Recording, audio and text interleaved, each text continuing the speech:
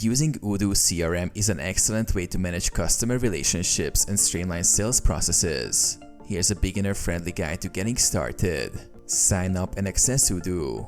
Go to the Odoo website and sign up for a free trial or choose a plan. Once registered, log into your Odoo dashboard. Navigate to the CRM module.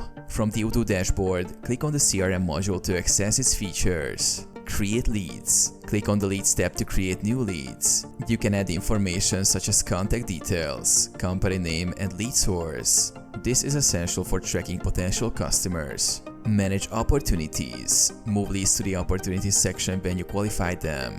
This helps you manage the sales pipeline effectively.